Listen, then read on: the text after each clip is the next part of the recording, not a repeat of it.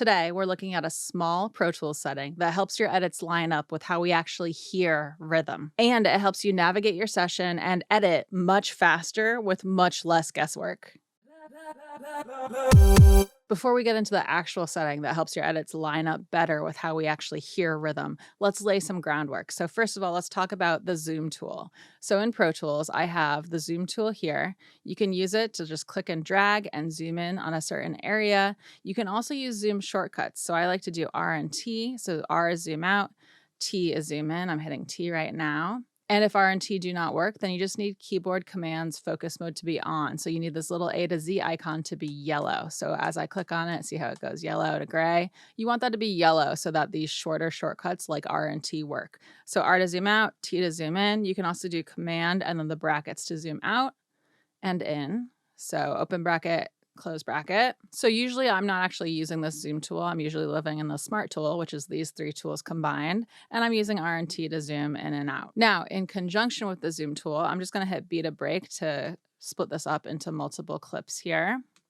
So now I have a few different clips on this track here. Let me drag this out. So one thing that I like to use in Pro Tools in conjunction with the zoom shortcut is the tab shortcut. So if I drag this out, just so we have a little bit of space here, what you can do in Pro Tools is you can hit tab to jump forward to the next breakpoint. So if I hit tab here, it jumps to the next breakpoint. So you can see this is a breakpoint. It's the beginning of a clip. The end of a clip is also a breakpoint.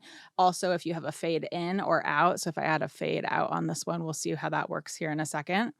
So if I hit tab, it goes to the beginning of the fade and then goes to the end of the fade. So I'm going to keep hitting tab. It's going to keep going to the next breakpoint in my session. So then this is going to be the next one and so on. So it keeps jumping around.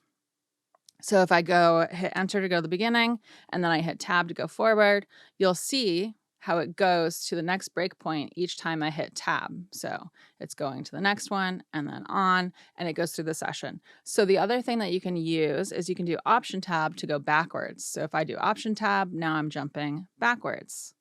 And I can also use this with shifts. So shift tab goes forward. And then if I hit enter to go to the beginning and then hit tab a few times, if I do shift option tab, it'll highlight backwards. So the way that I use the tab feature in conjunction with zoom is that wherever your cursor is, it's going to zoom in on that when you zoom in. So if I want to quickly, let's say I'm towards the beginning of the session and I want to zoom in at the beginning of this clip, I can just hit tab until I'm at the beginning of the clip. Oops, I went one too far. So I'm going to do option tab. And then if I hit T, it's going to zoom in at the beginning of that clip. So that's a great way to jump around, navigate around. So another thing that I'll frequently do is I'll click behind a clip somewhere and then I'll do option tab to jump backwards to the end of the clip. And then I'll zoom in. So I'll hit T to zoom in towards the end.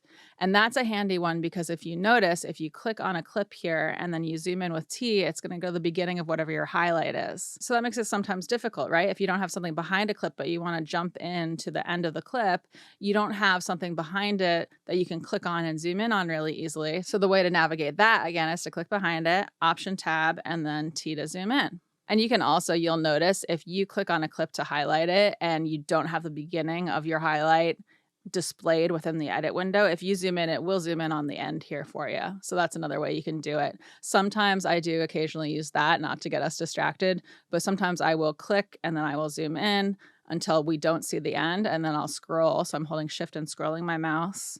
And then I'll zoom in for the end. So there are a couple ways you can zoom in on different things, but this is a really great way to navigate your session. You know, you can just tab or option tab to jump around, and then you can zoom in wherever you want to be. So it's a great way to jump around the session quickly. So now that we've got that Pro Tools groundwork laid down, I'm going to show you the shortcut that actually helps our edits behave more like how we actually hear rhythm. But first, what I want to say is that this video is sponsored by me. So if you don't want to deal with any of this stuff, you'd rather just work with a professional engineer, producer on your music, please feel free to go to catonoise.com. That's my website. You can click the Get Started button, and it's going to ask you a couple questions about your music, and then it's going to go to a calendar page where you can book a free, no obligation call to talk to me about your music. It's basically to see if we are a good fit. We'll talk about genre, talk about what you're trying to do, what your goals are for your music. And since the goal of the call is to see if we're a good fit, again, it's a free, no obligation call. So please feel free to go to catonoise.com, hit the get started button if you think you might want to work together. And my primary genres are indie pop and alt rock music. So especially if you're in one of those genres, I would love to hear from you. I really love, one of my favorite things to do in indie pop music is to create like an electronic sound, but then do a ton of texture work to make it feel very organic and natural. And I love doing a lot of big reverbs and delays and having them like build up and kind of overwhelm you and then drop down at like the downbeat, for example. And I love sculpting the reverbs and delays and doing a ton of texture work to make things feel very organic while still being very electronic. So if that sounds cool to you in particular, please feel free to go hit that button. All right, back to the video. So the Pro Tools setting that we're talking about today that can help your edits line up with how we actually hear rhythm is called tab to transients. So to turn it on and off, if you look here, there's a button. You can press this button. You can also do Command Option Tab to turn it on or off. So I'm pressing it right now, on and off. So right now it's on when it's blue, and when it's grayed out, it's off. It's in like the default tab mode, which is what we just explored. So you can do Command Option Tab. If you're on Windows, I believe that's Control Alt Tab to turn it on and off. You can also just press this button, or you can also find it within the options menu. And that's right here on the menu, tab to transient. So what does it do? Well, once we have it on, so let me just click to put it on here.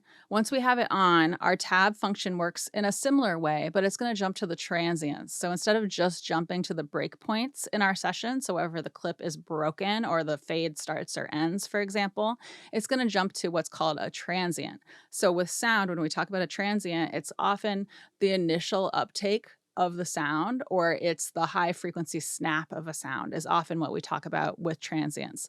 So for tab to transients, Pro Tools is focusing on that initial uptake. So it's going to just automatically decide what is a transient, and it does it based on when the sound goes from being very quiet, so almost no sound, right? Just room tone, for example, to becoming a bigger sound, right? So sometimes that's going from silence, quote unquote silence or room tone, to a bigger sound. Sometimes it's when the sound's kind of maintaining and all of a sudden there's a jump in the level, right? So if we look at this waveform, we know that when it's thicker, it's louder, and when it's thinner, like here, it's quieter, right? So if I just click to drop my cursor somewhere and then I hit tab, instead of doing the normal tab function, right, which would bring it to this breakpoint here as my next tab, it's going to jump to our transient. So it's probably going to jump to the beginning of the sound. So if I hit tab, there it goes. So that's what it's decided is the transient. And if I blow this view up here, this is just how it's displaying.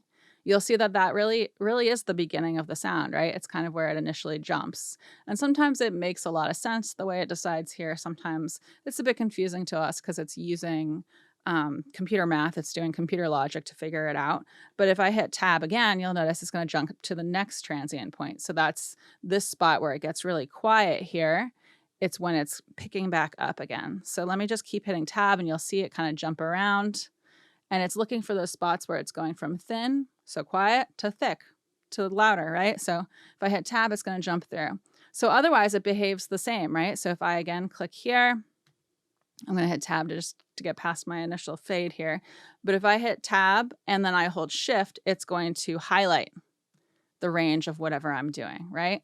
So this can be a great way to highlight a chunk of a clip. So if, for example, if I want to do that again, hit tab to get to the beginning of the sound, I can then hold shift and get just this one sound and then beat a break. And now this is broken out and I can easily bring it to the beginning of a beat, for example. Let me just shift and scroll here to bring this into view a little bit better. And the same idea works with the option key, right? So if I add option and then I hit tab to go backwards, it's going to jump to the next transient point that's backwards in the session, so earlier in the session, right? And if I use shift in conjunction with that, it's going to highlight backwards. And if you're on Windows, I believe instead of holding option to go backwards, you're going to hold alt. So this tab to transients feature in Pro Tools helps us have much better editing precision at points, right? So like when I took this, I tabbed to the transient here. So if I drag this out and I click and then tab, it jumps right to that same point that I had edited.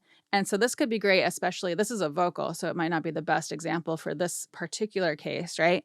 But it could be great for something like a snare drum or something that has a quick uptake that you want to be exactly on the grid. And maybe it's a little bit off the grid, right? Because a lot of times, especially if we have humans performing, they're going to be slightly off the grid, sometimes in ways that we want, sometimes in ways that we don't want, right? But you could do that. You could do tab to transients on something like a snare and then bring it to the grid a little bit better, or move it to a different spot if you want to do a bit of arrangement work. There's a lot of things that you can do with this to help improve things much faster than it might otherwise take. Another cool example of how this can be useful is often this is a sample from Splice, right? Most of my videos, I just use samples from Splice so I don't have to worry about copyright issues. But this is a vocal. Let me solo it and hit play. In the end. So you'll notice I took out the breath, right? But there are often breaths right around here in front of a big vocal. And oftentimes we might want to keep it in to help it feel natural, but it might just be a little too loud, especially once we compress stuff, right? So one thing that I'll often do is I'll go into tab to transients mode. I'll tab to the beginning of the vocal, and then I'll do whatever I want to do with this silence here. And let's say the breath is here. I might then just bring down the clip gain on the breath to help mitigate the effect of the compressor on it a little bit, make it quieter essentially. So that can be a great way to use the tab to transients feature when editing a vocal, for example, right? The other thing you can do with the clip gain is you can do Control Shift and then down to adjust the clip gain value. I've shared that in other videos. I've shared some of these in other videos, but it's a lot to keep up with. And then I just add a little crossfade here, and I'll add a little fade here if I were actually editing this and working with this vocal here. I'm just gonna shift and scroll over here to bring this into view a little bit better. So the tab to transients feature, so Control Option Tab to turn it on or off. You can also click this button right here. It can be really helpful in Pro Tools to help us tighten up timing on everything from like vocals to percussive instruments. And tab to transients also helps us be a bit more intentional about our edits without guessing quite as much. So this can also be great for example, with vocals, since I'm on a vocal. If you're trying to edit words or rearrange words or change the timing on words, it can really help you jump to the consonants, for example. So let's see what this says here. Let's hit play.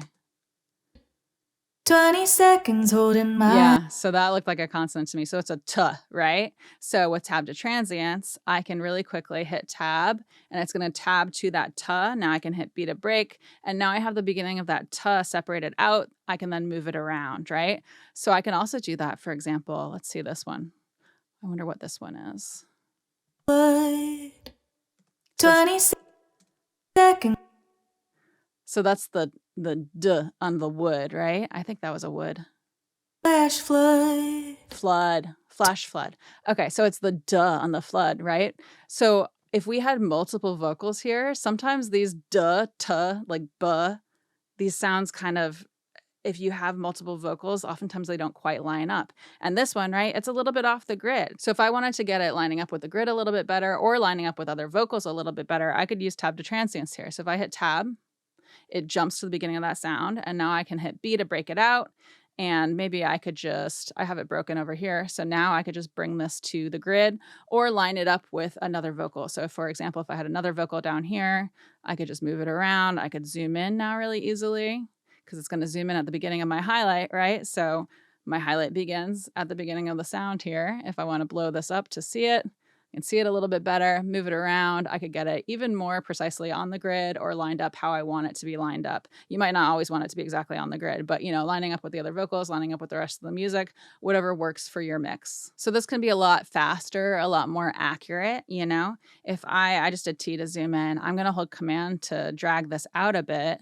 Another thing you can do is if you are doing this kind of edit and you hit tab to jump to that spot, you could hit B to break, right? And that'll separate it out, but I still have this piece here and maybe I don't want this piece, right? So I can hit A, for example, to trim to where my cursor currently is. So you can do A to do that. You can also use S to trim from the end of the clip. So let me just shift scroll here.